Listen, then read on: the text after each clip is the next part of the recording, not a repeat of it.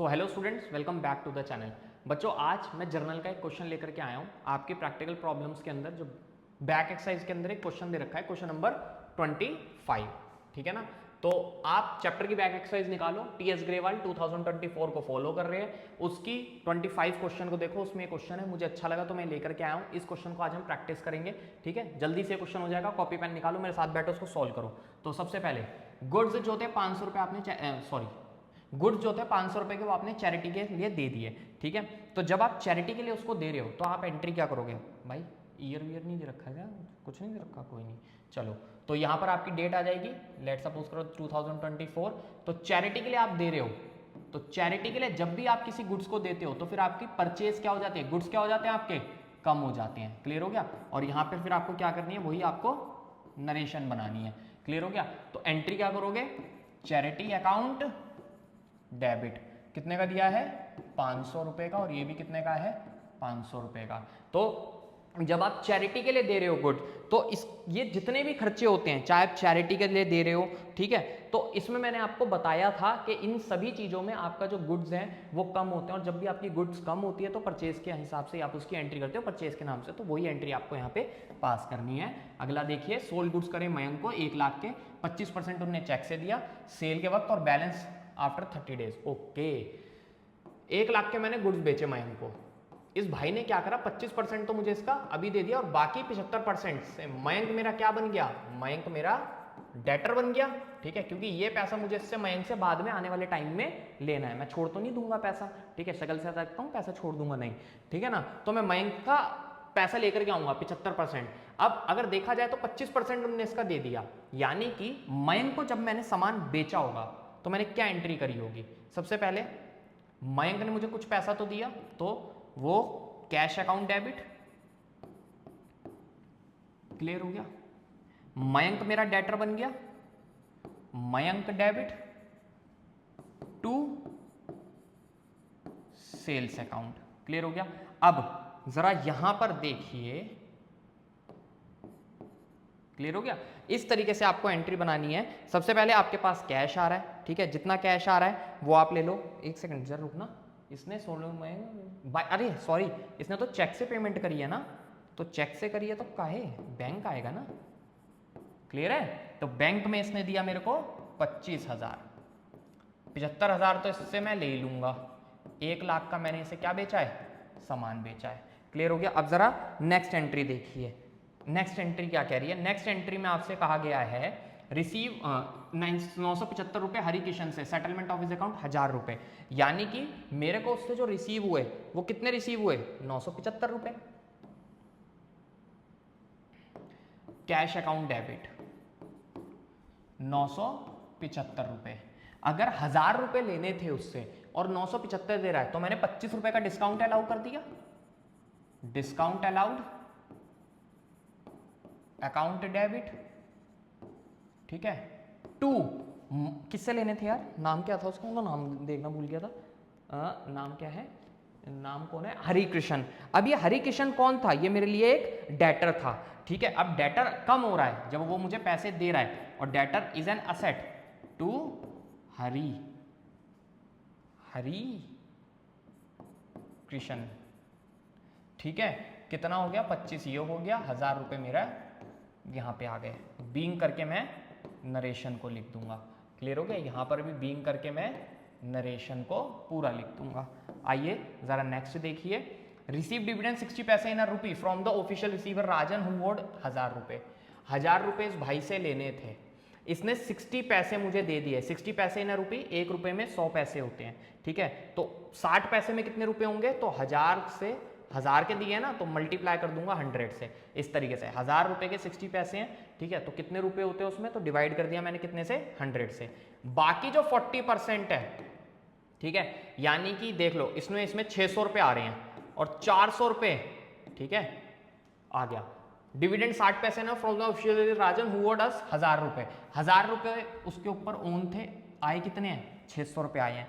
अच्छा जी, जब 1000 रुपए उसके ऊपर ओन थे और मेरे पास आए कितने हैं, 600 रुपए आए हैं, तो मेरे पास क्या हो गया, एंट्री तो आ गई। क्या एंट्री आ गई, सबसे पहले देखो कैश आ गया, cash account debit.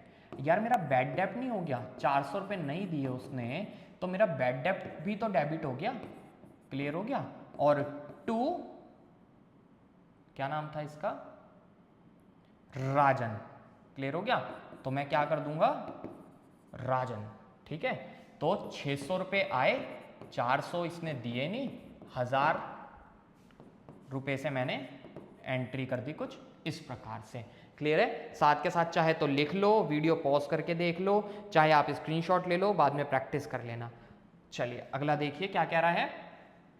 Charge interest on drawing, मैंने आपको बताया था इंटरेस्ट ऑन ड्राइंग हम बिजनेस के पॉइंट ऑफ व्यू से ही एंट्री करते हैं जर्नल, और बिजनेस के पॉइंट ऑफ व्यू से अगर देखा जाए तो interest on drawing is an income, और वो जब लेता है बिजनेस तो वो कुछ नहीं करता, ओनर की कैपिटल को कम कर देता है।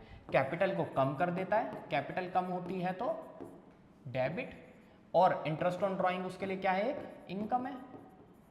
पेपर में आईओसी मत लिख देना, ठीक है ना।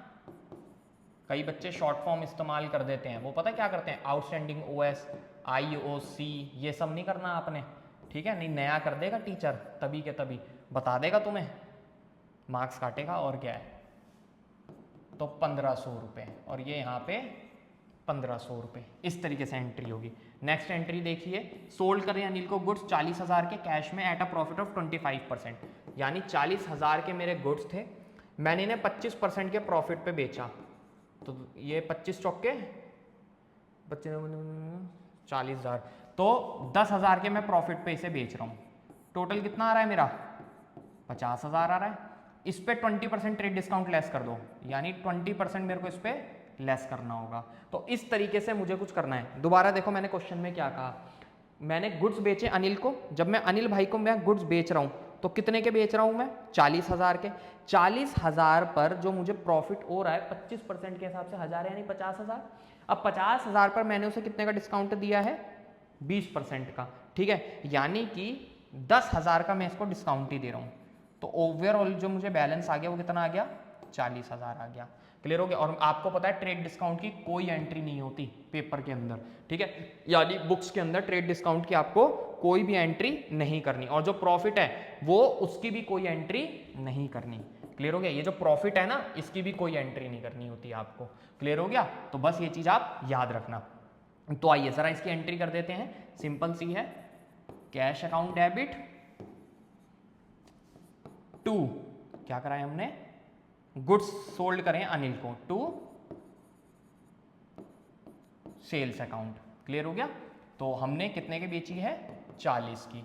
जो टोटल एंट्री आएगी वो कितने की बेची है हमने, 40,000 की बेची है। आप देख लो इस तरीके से होगी ये एंट्री, ठीक है ना। अब इसी के साथ नेक्स्ट एंट्री देखते हैं, फॉर कैश, मेरे को तो लगा अनिल है ना तो क्रेडिट ना हो।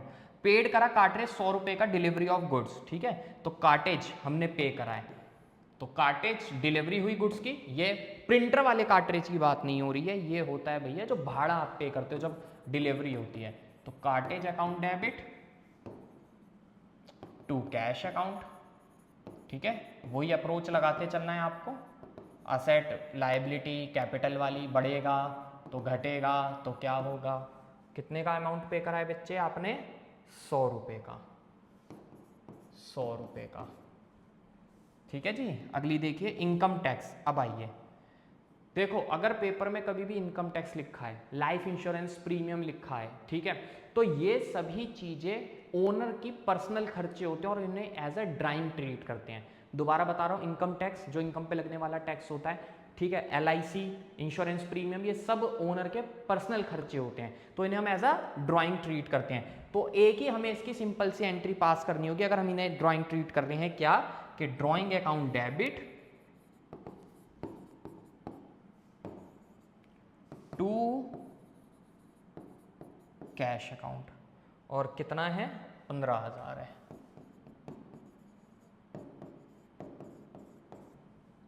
पंद्रह बच्चों को समझ में नहीं आया और बच्चे कंफ्यूज रहेंगे। क्लियर हो गया।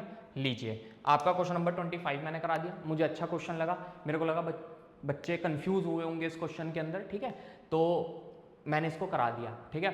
अब जर्नल पूरी तरीके से क्लोज हो चुका है। अब मैं आगे कोई इसकी नेक्स्ट वीडियो नहीं लेकर के आऊँगा, एग्जाम आने वाले हैं, मैं लगातार आपको वीडियोस दे रहा हूँ डेली। लेजर मैं शूट कर चुका हूँ, कल या परसों में आपको उसका लेक्चर मिल जाएगा उसका भी, ठीक है।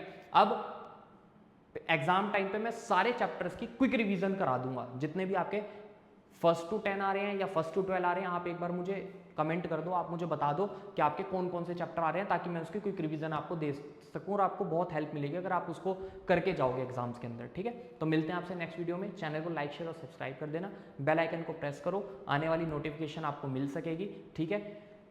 कोई भी लेक्चर मत छोड़ना, ठीक है। वीडियो को लाइक करो और मुझे बताओ आपको वीडियो कैसी लगी। तब तक मिलते हैं आपसे नेक्स्ट वीडियो में। बाय बाय बच्चों।